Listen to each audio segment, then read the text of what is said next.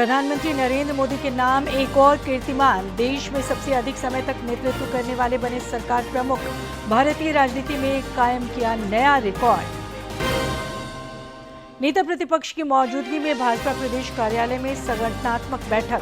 बाबूलाल मरांडी ने एसीबी को लिखा पत्र, राजीव लोचन बक्सी के खिलाफ आरोपों की जांच की मांग।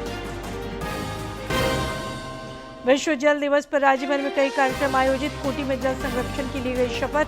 गिरिडीह में मंत्री सुदेवी कुमार की मौजूदगी में कार्यशाला आयोजित। और नहाए खाए के साथ ही नेम निष्ठा का चैती छठ महापर्व शुरू। व्रतियों ने खाया कद्दू भात। खरना का अनुष्ठान कल। छठ सामग्रियों से बाजार भी सजे।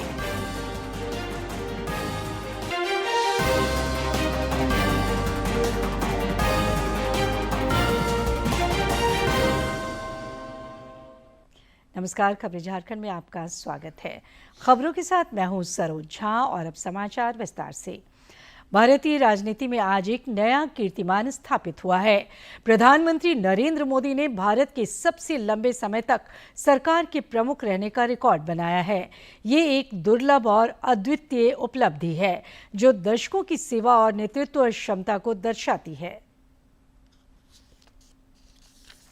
आज भारतीय राजनीति में कीर्तिमान स्थापित हुआ है। प्रधानमंत्री नरेंद्र मोदी ने सिक्किम के पूर्व मुख्यमंत्री पवन कुमार चामलिंग को पीछे छोड़ते हुए भारत में सबसे लंबे समय तक सरकार के प्रमुख रहने का रिकॉर्ड बना लिया है। पवन कुमार चामलिंग ने 8,930 दिनों तक मुख्यमंत्री के रूप में कार्य किया, जबकि प्रधानमंत्री मोदी ने गुजरात के मुख्यमंत्री और प्रधानमंत्री कार्यकाल को मिलाकर 8,931 दिन पूरे कर लिए हैं। ये एक दुर्लभ और उल्लेखनीय उपलब्धि है जो दशकों की निरंतर सार्वजनिक सेवा और नेतृत्व को दर्शाती है। उल्लेखनीय है कि पीएम मोदी ने अपनी मुख्यमंत्री काल के दौरान भी गुजरात के सबसे लंबे समय तक सीएम रहने का रिकॉर्ड बनाया था। वे मुख्यमंत्री के रूप में सबसे लंबा अनुभव रखने वाले प्रधानमंत्री हैं। इसके साथ ही देश की आजादी के बाद लगातार 3 लोकसभा चुनाव 2014, 2019 और 2024 जीतने वाले पहले प्रधानमंत्री हैं। ये उपलब्धि दृढ़ता, अनुभव और निरंतर जन समर्थन को रेखांकित करती है। तो पीएम मोदी का एक और कीर्तिमान। रांची स्थित भाजपा देश कार्यालय में प्रधानमंत्री नरेंद्र मोदी के आगामी 29 मार्च को होने वाले मन की बात कार्यक्रम को लेकर सभी जिला संयोजक और सह संयोजकों की बैठक हुई। बैठक को संबोधित करते हुए नेता प्रतिपक्ष बाबूलाल मरांडी ने कहा कि ये देश के जन जन का कार्यक्रम बन चुका है और प्रधानमंत्री जनशक्ति को जागृत करने का काम कर रहे हैं। उन्होंने बताया कि प्रधानमंत्री ने झारखंड के प्राकृतिक धरोहरों, गुमनाम सामाजिक कार्यकर्ताओं और महापुरुषों का नाम इस कार्यक्रम में उल्लेख कर उन्हें राष्ट्रीय पहचान दी है। नेता प्रतिपक्ष बाबूलाल मरांडी ने भ्रष्टाचार निरोधक ब्यूरो के अपर पुलिस महानिदेशक को पत्र लिखा है। इसमें उन्होंने भारतीय वन सेवा के अधिकारी राजीव लोचन बक्सी के खिलाफ पद के दुरुपयोग, साक्ष्यों को मिटाने और करोड़ों के वित्तीय गबन के आरोप में प्राथमिकी दर्ज कर जांच की मांग की है। श्री मरांडी ने प्रधान महालेखाकार के एक प्रतिवेदन का हवाला देते हुए लिखा कि ऑडिट के दौरान ये पाया गया है कि 1,80,00,000 रुपए की सामग्री खरीद के मूल वाउचर गायब कर दिए गए और उसके समर्थन में 5,45 लाख रुपए की मजदूरी भुगतान वाले मास्टर रोल्स भी संदिग्ध हैं। रक्षा राज्य मंत्री सह रांची सांसद संजय सेठ की पहल पर धुर्वा स्थित जगन्नाथ मंदिर परिसर में पार्क और जगन्नाथ कॉरिडोर का निर्माण कार्य किया जा रहा है। आज उन्होंने इस जगह का दौरा कर कार्य प्रगति का निरीक्षण किया। सीसीएल के सीएसआर मद से 2,09,00,000 रुपए की लागत से पूरी की तर्ज पर जगन्नाथ कॉरिडोर बनने जा रहा है। निरीक्षण के क्रम में श्री सेठ ने कहा कि बहुत जल्द इसका निर्माण कार्य पूर्ण होगा और इसका लोकार्पण किया जाएगा। उन्होंने बताया कि मंदिर परिसर का ये पार्क यहाँ आने वाले श्रद्धालुओं के आकर्षण का केंद्र होगा। इस अवसर पर स्थानीय लोग समेत भाजपा के कई नेता और कार्यकर्ता मौजूद थे। ग्रामीण विकास मंत्री दीपिका पांडे सिंह ने आज जामताड़ा अंतर्गत महागामा के महादेव बथान में नए पंचायत भवन के निर्माण कार्य का शिलान्यास किया। इस अवसर पर उन्होंने कहा कि ये केवल एक भवन नहीं बल्कि सशक्त पंचायत, सुगम प्रशासन और आत्मनिर्भर गांव की दिशा में एक ठोस पहल है। ग्रामीण विकास मंत्री ने कहा कि ये पंचायत भवन स्थानीय प्रशासन को और अधिक प्रभावी बनाएगा और जन सुविधाओं को सुदृढ़ करेगा। मंत्री दीपक बिरुआ ने आज पूर्वी सिंहभूम के मुसाबनी में डिग्री महाविद्यालय की आधारशिला रखी। इस अवसर पर उन्होंने कहा कि क्षेत्र के लोगों की ये चिर परिचित मांग थी, जिसे आज अमली जामा पहनाया गया है। उन्होंने कहा कि शिक्षा के स्तर को बेहतर बनाने के लिए राज्य सरकार प्रतिबद्ध है। श्री बिरुआ ने कहा कि हर विधानसभा क्षेत्र में मॉडल डिग्री कॉलेज और प्रखंड स्तर पर डिग्री कॉलेज बनाने की योजना है, जिससे शिक्षा व्यवस्था को सुदृढ़ किया जा सके। विश्व जल दिवस के अवसर पर देश दुनिया समेत राज्य में कई कार्यक्रम आयोजित किए गए। गिरिडीह में जल संरक्षण और जागरूकता को लेकर कार्यशाला सह सम्मान समारोह में मुख्य अतिथि के रूप में नगर विकास मंत्री सुदेव कुमार शामिल हुए।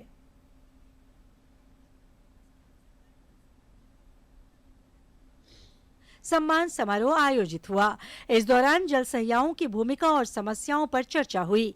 कार्यक्रम के दौरान मुख्य अतिथि नगर विकास मंत्री सुदेव कुमार ने सहिया दीदियों को जल संरक्षण की कड़ी बताया। सहिया दीदियों को प्रशिक्षित करके ग्रामीण पेयजल आपूर्ति योजना से लेकर जल के संरक्षण से लेकर पेयजल के साफ स्वच्छ पेयजल जनता तक मुहैया कराने की दिशा में आपको माध्यम बनाया गया है। विभाग अपने तौर तरीकों और अपने काम से चलते जरूर हैं, मैं यह स्पष्ट मानता हूँ, लेकिन मैं यह भी मानता हूँ कि ग्रामीण इलाकों में आज भी मेरे पीड़िताओं के सुदूरवर्ती क्षेत्र में डायरिया की समस्या आती है और उस डायरिया की समस्या के प्रिवेंशन के लिए जलसहिया बहनों का योगदान बहुत महत्वपूर्ण हो जाता है। कार्यक्रम में जल संकट और संरक्षण की आवश्यकता पर भी जोर दिया गया। इस दौरान अधिकारियों ने वर्षा जल संचयन और प्राकृतिक जल स्रोतों के संरक्षण को प्राथमिकता दी।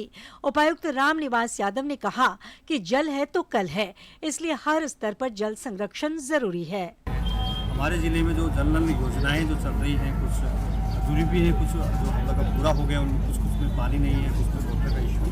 हम लोगों ने जलसिया दीदी से ये रिक्वेस्ट किया है कि जहाँ जहाँ पे इश्यूज है बुला के हम लोग को जब तक ब्लॉक में थे ब्लॉक से डिपार्टमेंट में पता चल जो हमारे प्लम्बर्स को जो आज मैंने हम लोगों को किट भी दिया है, तो उन से भी निवेदन करेंगे कि वो लोग जहाँ छोटी छोटी समस्याएं हैं तो उनको ठीक करके और सभी योजनाओं को चालू करें ताकि। कार्यक्रम के दौरान मंत्री और उपायुक्त ने उत्कृष्ट कार्य करने वाली सहिया दीदियों को सम्मानित किया। मौके पर उप विकास आयुक्त स्मृता कुमारी समेत कई अधिकारी मौजूद रहे और जल संरक्षण को जन आंदोलन बनाने पर जोर दिया। गिरिडीह से रमेश प्रभाकर की रिपोर्ट। IIT ISM धनबाद में 2 दिवसीय राष्ट्रीय सम्मेलन मिशन वाई का आयोजन हुआ, जिसका विषय नदियों के लिए भूमि अधिग्रहण रहा। कार्यक्रम में देश भर के पर्यावरण विशेषज्ञों ने हिस्सा लिया और उन्होंने जल संसाधनों के संरक्षण पर जोर दिया। IIT ISM धनबाद में 2 दिवसीय राष्ट्रीय सम्मेलन मिशन वाई में Padmashri doctor RK Sinha, Magsaysay पुरस्कार विजेता राजेंद्र सिंह और पर्यावरणविद सरयू राय शामिल हुए। कार्यक्रम के दौरान सरयू राय ने कहा कि बड़ी नदियों के संरक्षण के लिए छोटी नदियों और जल धाराओं को बचाना जरूरी है। तो पिछले 6 वर्षों से शोध कर रहे हैं और अब कुछ नतीजे उनके सामने आए हैं, जिससे यह बात तकनीकी रूप से भी साबित हो जा रही है कि बड़ी नदियों को बचाना है, छोटी नदियों को भी बचाना होगा। और ये अब इसको इन्होंने आंकड़ों के आधार पर दस्तावेजीकरण किया है। आज उसके बारे में बात हुई। पद्मश्री डॉक्टर RK सिन्हा ने कहा कि सहायक नदियां मुख्य नदियों के लिए जीवन रेखा है और इनके संरक्षण पर विशेष ध्यान देना चाहिए। वहीं प्रोफेसर अंशु माली ने अपने पिछले 6 वर्षों की शोध का हवाला देते हुए बताया कि जल धाराओं का संरक्षण नदियों के अस्तित्व के लिए बेहद अहम है। नदियों में जो सहायक नदियां की पानी आती थी, सहायक नदियां की पानी केवल पानी नहीं होता है ना, उसी में उनका पूरा न्यूट्रिएंट है, भोजन है, उसमें जीव जंतु हैं उसके साथ में। तो जब छोटी छोटी नदियां समाप्त होंगी तो बड़ी नदियां अपने आप ही समाप्त हो जाएगी। इस 2 दिवसीय राष्ट्रीय सम्मेलन में नदियों और जलधाराओं के संरक्षण की दिशा में वैश्विक दृष्टिकोण और सामूहिक प्रयास की आवश्यकता पर जोर दिया गया। विशेषज्ञों ने चेताया कि यदि छोटी जलधाराओं और सहायक नदियों को संरक्षित नहीं किया गया तो बड़ी नदियों के अस्तित्व पर गंभीर खतरा उत्पन्न हो सकता है। धनबाद से अजय कुमार सिन्हा की रिपोर्ट। इस अवसर पर रांची में भी जल संरक्षण को लेकर एक खास पहल देखने को मिली। वन विभाग द्वारा आयोजित कार्यक्रम में कलाकारों ने अपनी कला के माध्यम से प्रकृति और जल के महत्व को दर्शाया। इस आयोजन ने लोगों को ये संदेश दिया कि हर बूंद कीमती है और जल संरक्षण हम सभी की जिम्मेदारी है। पर्यावरण संरक्षण को लेकर 3 दिवसीय कार्यक्रम का आयोजन किया गया। इस मौके पर मौजूद प्रधान मुख्य वन संरक्षक संजीव कुमार ने जल और पर्यावरण संरक्षण के महत्व पर प्रकाश डाला और लोगों से इसे जीवन का हिस्सा बनाने की अपील की। हम लोग अभी 3 दिवसीय यहाँ पे प्रकृति पे आधारित दिवस मना रहे हैं। Sparrow day, international forest day और आज वर्ल्ड वाटर डे। ये हमारे अस्तित्व के लिए बहुत महत्वपूर्ण है। इनको लेकर करके हमको समाज को संदेश देना चाहिए कि कैसे हम इनका संरक्षण कर पाएंगे। कार्यक्रम में देश के विभिन्न राज्यों से आए कलाकारों ने अपने कैनवास पर जल संरक्षण के संदेश को उकेरा। रंगों के जरिए उन्होंने प्रकृति के प्रति प्रेम और जिम्मेदारी को दर्शाया। इस दौरान उपस्थित लोगों ने भी जल संरक्षण के महत्व को समझा और इसके लिए अपना योगदान देने का संकल्प लिया। वापस पर्यावरण की तरह चलो और पर्यावरण की तरह बूंद को बचाओ। तो ये ही हम अपने काम के जरिए दिखाना चाहते हैं कि एक पेड़ है, जिस पेड़ के नीचे एक इंसान एक चिड़िया को एक स्टिक दे रहा है एक घर बनाने के लिए, क्योंकि चिड़िया ख़त्म हो जा रही है। तो एक बच्चा जो है यहाँ कि वो पानी दे रहा है पेड़ लगाना, तो बच्चों का अगर पेड़ लगाते हैं तो ये जनरेशन उसके साथ जुड़ जाएगी। हमसे पेंटिंग से क्या बताने जा रहा है कि जो प्रकृति के साथ हम जुड़ के रहना जरूरी है, जो प्रकृति का सेपरेट करना जरूरी नहीं है। हम जो अभी जो रन कर रहे हैं सेपरेट होकर कंक्रीट जंगल्स में जी रहे, जो प्रकृति के साथ कम्युनिकेशन नहीं कर रहे, वो क्या हो जाएगा, डिक्लाइन हो रहा है। हम जीवन का जो प्रकृति नियम है सबके साथ रह के जीना है, वो नियम से बाहर चले जा रहे। विश्व जल दिवस पर आयोजित इस कार्यक्रम ने ये संदेश दिया कि जल ही जीवन है और इसके संरक्षण के बिना भविष्य संभव नहीं। कला के माध्यम से दिया गया ये संदेश लोगों को जागरूक करने के साथ साथ जल बचाने की दिशा में प्रेरित करता नजर आया। डीडी न्यूज के लिए सहयोगी सौरभ कुमार के साथ रविकांत कुमार की रिपोर्ट। खूंटी के बहुउद्देशीय भवन सभागार में आयोजित राज्य स्तरीय जल महोत्सव पखवाड़ा का आज समापन हुआ। कार्यक्रम में मुख्य अतिथि के रूप में स्वच्छ भारत मिशन झारखंड के निदेशक मनोहर मरांडी शामिल हुए। इस दौरान जल सहिया दीदियों और अधिकारियों ने स्वच्छ पेयजल के संरक्षण का संकल्प लिया। भवन सभागार में राज्य स्तरीय जल महोत्सव पखवाड़ा समापन के अवसर पर कई कार्यक्रम आयोजित हुए। मुख्य अतिथि के रूप में स्वच्छ भारत मिशन के निदेशक मनोहर मरांडी शामिल हुए। उन्होंने कहा कि सरकार गांव-गांव में पेयजल उपलब्धता पर काम कर रही है। मतलब जल संरक्षण तो इतना जरूरी है। आज के दिन में जल स्तर हमारा धीरे धीरे घटता जा रहा है और हम लोग जो है मतलब हर विभाग का यही प्रयास है कि कैसे जो है जल संरक्षण किया जाए और जो चीज़ें और बेहतर हो। आप देखेंगे कि पेयजल स्वच्छता विभाग की ओर से जो है जल जीवन मिशन के माध्यम से शुद्ध पेयजल सबको दिया जा रहा है, इसकी ओर प्रयास किया जा रहा है। कार्यक्रम के दौरान पंचायतों और गांव-गांव में शुद्ध पेयजल उपलब्ध कराने, चापाकल मरम्मत और पेयजल गुणवत्ता की जांच को लेकर बेहतर कार्य करने वाली 5 जिलों की जल सहियाओं को सम्मानित किया गया। कार्यक्रम में उप विकास आयुक्त आलोक कुमार और जिला पंचायती राज पदाधिकारी डॉक्टर शिशिर कुमार ने स्वच्छ पेयजल की उपलब्धता पर जोर दिया। ये जो कार्यक्रम हो रहा है जल संरक्षण, जल संचय या हम लोग पानी को कैसे बचाना है, ये डाउन द लाइन ये मैसेज आप नीचे जरूर पास ऑन करेंगे, एक लोगों को बताएंगे कि ये इस कार्यक्रम की महत्ता क्या है। स्वराज अभियान में महिला नेतृत्व अभियान चल रहा है। उस अभियान में भी पंचायत की अहम भूमिका है कि आम जनों को पंचायत को सशक्त करके, पंचायत को उत्कृष्ट करके हम पहली पर जो थीम है ग्राम स्वराज अभियान का, शुद्ध पेयजल का व्यवस्था करना है। कार्यक्रम के दौरान जल सहिया दीदियों और अधिकारियों ने स्वच्छ पेयजल के संरक्षण का संकल्प लिया। इस दौरान खूंटी के जिला परिषद अध्यक्ष मसीह गुड़िया ने जल की उपयोगिता और महत्व पर प्रकाश डाला। उन्होंने जल को जीवन का मूल आधार बताया। तालाब हुआ करता था, तालाब का पानी भी सूख गया और पानी पीने के लिए भी आते हैं तो गांव की ओर आते हैं, शहर की ओर आ जा रहे हैं। तो ये स्थिति देखने को मिल रहा है। आखिर कौन किसको जूझना पड़ेगा? हम सबको जूझना पड़ेगा। इसलिए जो है पानी को हम सबको बचाना है, बचाने का काम करना है। कार्यक्रम में पेयजल स्वच्छता विभाग के कार्यपालक अभियंता मनीष कुमार, जिला परिषद उपाध्यक्ष मंजू देवी समेत सैकड़ों की संख्या में जल सहिया दीदियां समेत अन्य लोग मौजूद रहे। खूंटी से ज्योत्सना की रिपोर्ट। पेयजल और स्वच्छता विभाग की ओर से जल जीवन मिशन के तहत गढ़वा जिले में भी चलाया जा रहा विश्व जल महोत्सव जागरूकता अभियान आज संपन्न हो गया। से चल रहे जल महोत्सव का आज सफलतापूर्वक समापन हो गया। इस अभियान का मुख्य उद्देश्य ग्रामीण क्षेत्रों में जल की बर्बादी रोकना और शुद्ध पेयजल के प्रति लोगों को जागरूक करना था। डीडीसी पशुपति नाथ मिश्र ने उपस्थित लोगों को संबोधित करते हुए कहा कि जल की हर बूंद कीमती है और इसका भविष्य के लिए संचयन अनिवार्य है। जल का निश्चित रूप से विवेकपूर्ण इस्तेमाल करें। जो भी हमारे एमबीएस स्कीम है, एसपीएस स्कीम है, क्लस्टर स्कीम है, उसको जो आप यूज करते हैं उसको विवेकपूर्ण इस्तेमाल करिए ताकि पानी का दुरुपयोग नहीं हो। पानी को संरक्षित करना मोस्ट इम्पोर्टेंट है। इस अभियान की असली धुरी जल सहियाएं रहीं, जिन्होंने कड़ी धूप और सुदूरवर्ती क्षेत्रों में जाकर महिलाओं और परिवारों को जल की महत्ता समझाई। सम्मानित होने के बाद जल सहियाओं ने अपनी प्रतिबद्धता दोहराते हुए कहा कि ये अभियान भले ही कागजों पर आज समाप्त हो गया हो, लेकिन गाँव में जल संरक्षण का उत्सव वे निरंतर जारी रखेंगी।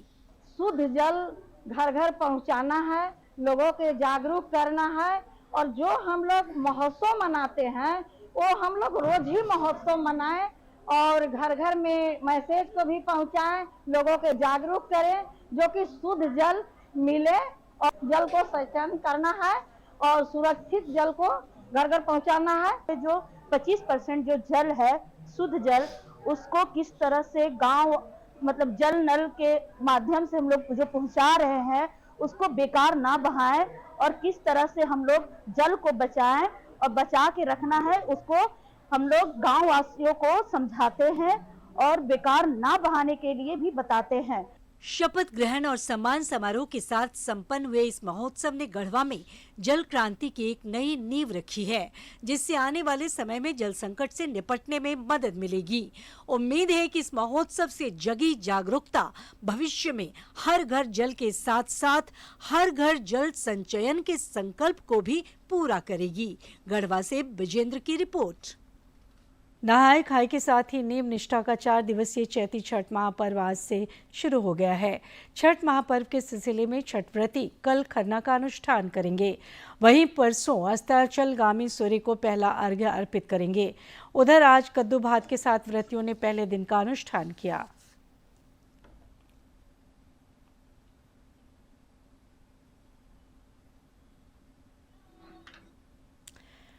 प्रकृति पर्व सरहुल के समापन के बाद आज राज्य के जनजातीय बहुल समाज में फुलखोसी की अनूठी परंपरा निभाई जा रही है।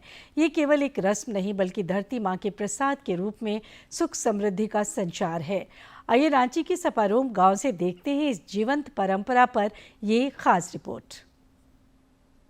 फुलखोसी का निराला दृश्य झारखंड के गांवों में देखने को मिल रहा है। यहाँ स्वागत की परंपरा भी बेहद अनूठी है। घर की महिलाएं पाहन के सिर और बदन पर तेल डालकर उनका अभिनंदन करती हैं।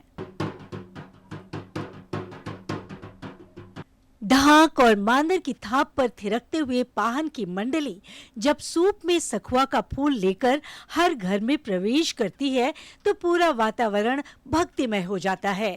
पढ़ा प्रधान पाहन डोमन सांगा बताते हैं कि ये सदियों पुरानी परंपरा है, जहां सरई का फूल हर घर के लिए शुभ संदेश लेकर आता है।